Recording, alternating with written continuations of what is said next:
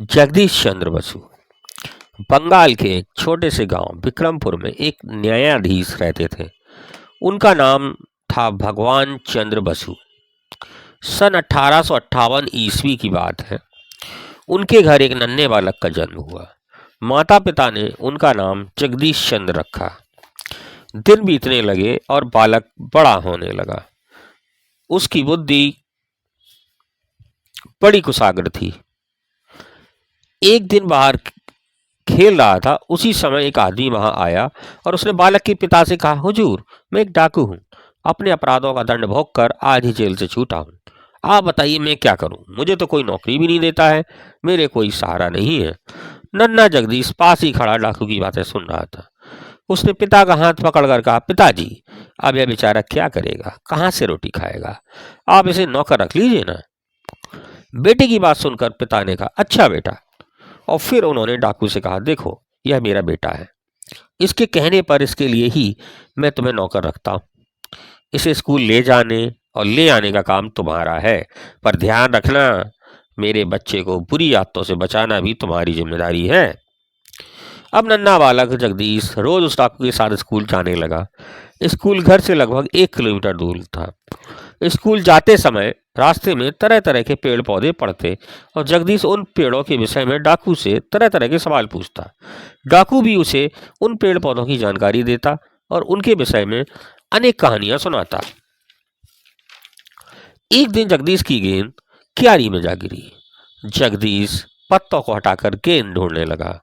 डाकू पास ही खड़ा था। उसने कहा, नन्हे राजा, शाम हो गई है और पेड़ पौधे सो रहे हैं, उन्हें इस समय जगाना ठीक नहीं है। तो क्या पेड़ पौधे हमारी तरह जागते सोते हैं? बालक ने हजरत से पूछा। और क्या? यह सुनकर नन्हा बालक सोच में डूब गया और बड़े होकर इसी बालक ने संसार के सामने अनोखी बात रखी कि पेड़ पौधे भी हमारी तरह सुख दुख का अनुभव करते हैं, रोते हंसते हैं। इसका वैज्ञानिक प्रयोग करके उन्होंने यह बात सिद्ध कर दी। उन्होंने एक लहलहाते पौधे को एक इंजेक्शन दिया। पौधा कुछ ही क्षणों में मुरझा गया और बीमार दिखाई पड़ने लगा। उन्होंने फिर इसे दूसरा इंजेक्शन दिया तो वह बीमार पौधा फिर हर भरा होकर लहलहाने लगा। उनका यह अनोखा प्रयोग देखकर बड़े बड़े वैज्ञानिक दंग रह गए। प्रारंभिक शिक्षा पूरी करके जगदीश चंद्र अंग्रेजी स्कूल में भर्ती हुए।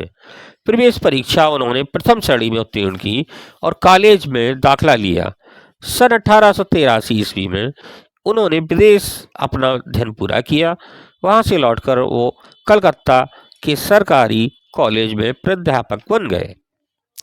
उन दिनों भारतीय और अंग्रेज अध्यापकों के वेतन में बड़ा अंतर रखा जाता था। जगदीश चंद्र यह गोरे काले का भेद मानने के लिए तैयार नहीं थे।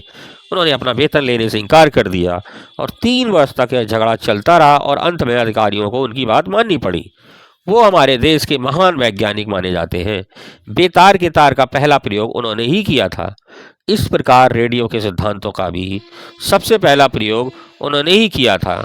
यद्यपि बाद में रेडियो की खोज इटली के मार्कोनी नामक वैज्ञानिक के नाम से विख्यात हुई। तो जगदीश चंद्र बसु हमारे देश के केवल वैज्ञानिक ही नहीं हैं, उन्होंने पूरी दुनिया को बताया कि पेड़ पौधे में भी जान होती है, वो भी छूने से खराब हो सकते हैं।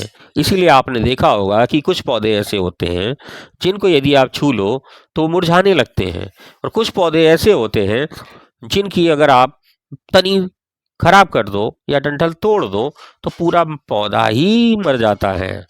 तो हमारे देश के में ऐसे ऐसे वैज्ञानिक हुए हैं जिनके बारे में हमें इतिहास बहुत अच्छे से नहीं बता पाता है, क्योंकि कुछ इतिहास को तोड़ मरोड़ कर पेश किया गया है। अतः हम सभी को जगदीश चंद्र बसु जैसे वैज्ञानिकों की बातों को और उनके विचारों को और उनके द्वारा किए गए प्रयोगों को हमेशा स्मरण में रखना चाहिए।